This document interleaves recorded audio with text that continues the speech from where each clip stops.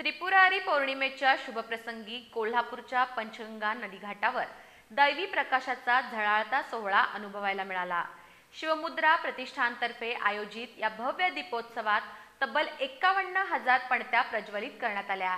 पहाटेच्या शुभवेळेत हजारो दिव्यांच्या तेजानं पंचगंगेचा घाट उजळून निघाला आणि कोल्हापूरकरांच्या श्रद्धा भावनांचा महासागर या घाटावर लहरताना दिसला।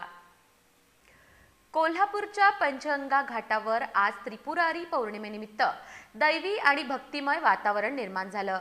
शिवमुद्रा प्रतिष्ठान, जुना बुधवार पेठ यांच्या वतीनं दरवर्षीप्रमाणे याही वर्षी दीपोत्सव 2025 भव्य उत्साहात साजरा करण्यात आला।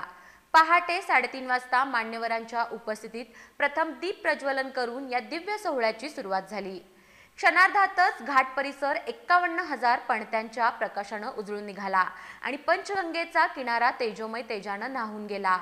या सोहळ्याला पश्चिम महाराष्ट्र देवस्थान समितीचे सचिव शिवराज नाईकवडे, माजी भाजप महानगराध्यक्ष संदीप देसाई तसेच अनेक मान्यवरांनी उपस्थिती लावली।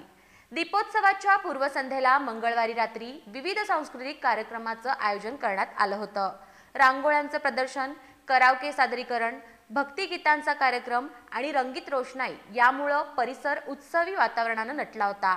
पहाटे 5 वाजता रणजित बुगले यांच्या भावभक्ती गंध वाद्यवृंद सादरीकरणाला नागरिकांनी उत्स्फूर्त प्रतिसाद दिला। मध्यरात्रीपासूनच घाटावर हजारो नागरिकांची गर्दी झाली होती।